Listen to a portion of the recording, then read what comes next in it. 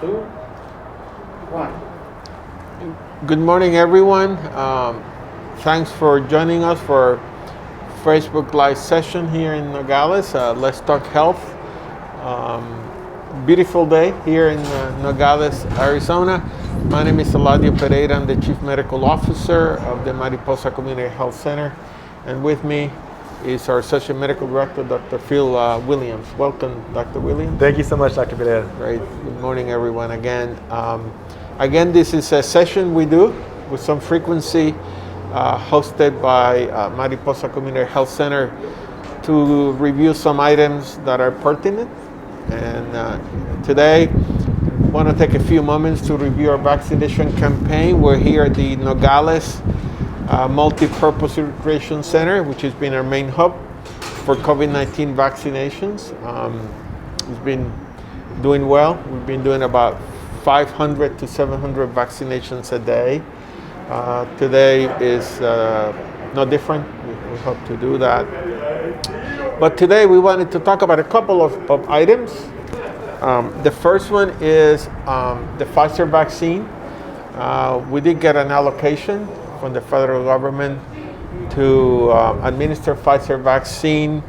As you all know, we have had access to Moderna vaccination, and up until recently, Johnson & Johnson still on pause until we get guidance from CDC and the FDA.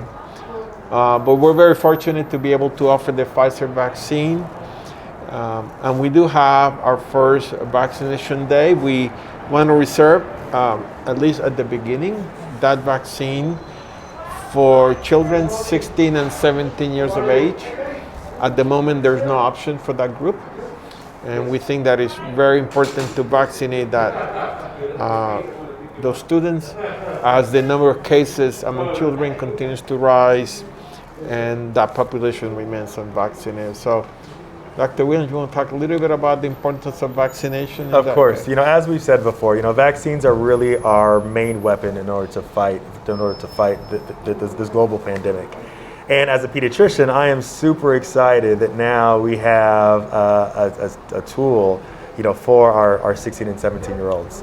As you know, Pfizer recently put in for emergency use authorization for 12 and above. So probably in the next few weeks, it will be available for 12 and above. But for now, for our 16 and 17-year-olds, a very, very, very vulnerable population, they are now able to get vaccinated. So again, Saturday and Sunday, we have a vaccination event for 16 and 17-year-olds here at the Nogales Rec. Please call the county, register. We would love to have you here. Yeah. It's actually just a brief correction, Saturday and Monday. Oh, excuse me, yes, Saturday and Monday. Yes, please reach out to the website of the Santa Cruz County Health Department, and or you can call 375-7626. Ahora lo vamos a hacer en español. Estábamos hablando de la importancia de las vacunas. Hemos utilizado la vacuna Moderna y la de Johnson & Johnson. La de Johnson & Johnson está en pausa. Estamos esperando guías del CDC y FDA acerca de cuál es el próximo paso. Tenemos la fortuna de haber recibido vacunas de la compañía Pfizer. Como sabemos, esas vacunas están aprobadas para personas de 16 años hacia arriba. Este grupo no ha tenido acceso a otras vacunas, o queremos hacerlo disponible a los niños que tienen 16 y 17 años. El primer día para vacunas de ese grupo va a ser este próximo sábado, pasado mañana, abril 24, y el lunes, abril 26. Le pedimos a nuestra comunidad que tiene niños de 16, 17 años que registren a sus hijos a través de la página de web del Condado de Santa Cruz, o pueden llamar al 375-7626. 375-7626. Hasta ayer habían aproximadamente 300 registrados, pero podemos hacer más. Ese es el grupo que queremos vacunar.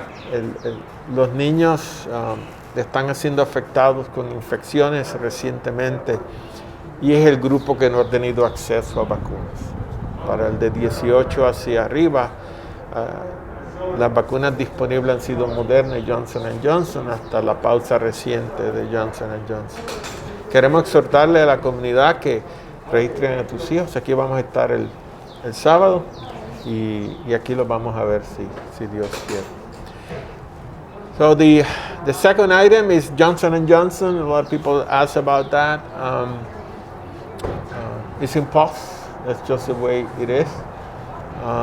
Just want to mention that anyone who had received the vaccine within the last 2 to 3 weeks should report symptoms of the following: usually severe headache, nausea, vomiting, abdominal pain, shortness of breath, or leg pain. Those are the symptoms to look for. There have been a few cases reported of cerebral venous sinus thrombosis. Usually causes headache and eye disturbances. Usually women,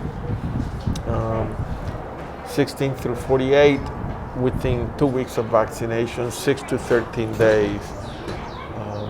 But we want to let people know that that's what's happening, right? No, exactly. I also want to say that, I know a lot of people still have a lot of questions or even concerns about the vaccine. I always recommend contact your primary care doctor or even just come here to the Nogales Rec. We always have at least 1 or 2 physicians and also a team of nurses that are more than willing to answer any of your questions. Right, good point. And we're here to do that for guidance. We do have access to resources. Sometimes when we're not sure, we'll call the company, they're Moderna or others, to get our questions answered. So that's really important. And then just a couple items for today. Is recently looks like the transmission via surfaces is low, risk is low. El riesgo de transmisión a través de tocar superficies es bajo. Sabíamos que este es un virus que se transmite por la vía respiratoria. So just want to expand on that, right? Yeah, exactly. Again, it's a respiratory virus which is spread by droplets. So, obviously masking is really the most important thing that you can do, and also social distancing. Right. And then finally, a couple of things about pregnancy early on. There was no data on pregnancy and lactation. OBs did recommend vaccine. The risk of COVID was higher than the vaccine. Early data suggests that it appears to be safe in pregnancy. That's what it looks like. So at the moment, we want to vaccinate people that are at risk of COVID. So that's reassuring that early data is positive. So we just want to reassure our public. Exactly. Also for moms who are breastfeeding as well. Yeah. The data also looks very good. Yeah, also can receive the vaccine. So, al principio de la pandemia, de las vacunas, la información estaba disponible acerca de vacunas del embarazo. Ahora se está estudiando la información y la información reciente sugiere que la vacuna es segura en el embarazo. Así que eso son buenas noticias. Vamos a concluir la transmisión de la mañana recordándoles que tenemos la vacuna de Pfizer disponible para el sábado y el lunes. Por favor, registren a sus hijos 16, 17 años.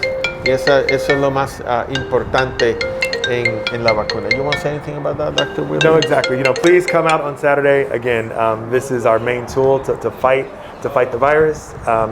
It's exciting news that actually we have it. A lot of rural counties actually don't have the Pfizer vaccines, but yes. Thanks to a lot of foresight by Dr. Pineda and our Mariposa staff, we are able to provide it. So please come and come and get vaccinated. And we have the freezer to store the vaccine, something we did months ago in preparation for this. We wanted to be available to provide the different choices of vaccines, so we're happy to do that. So estamos listos para el sábado, la vacuna de Pfizer, como dijo el Dr. Williams, queremos ofrecerla a aquellos estudiantes, así que los vemos el sábado si Dios quiere. Le queremos agradecer a nuestros seguidores en Facebook, su apoyo y ahí nos vamos a ver si Dios quiere. Right? Perfecto, sí, exacto. Have a great day. Thank you, everyone. Thank you.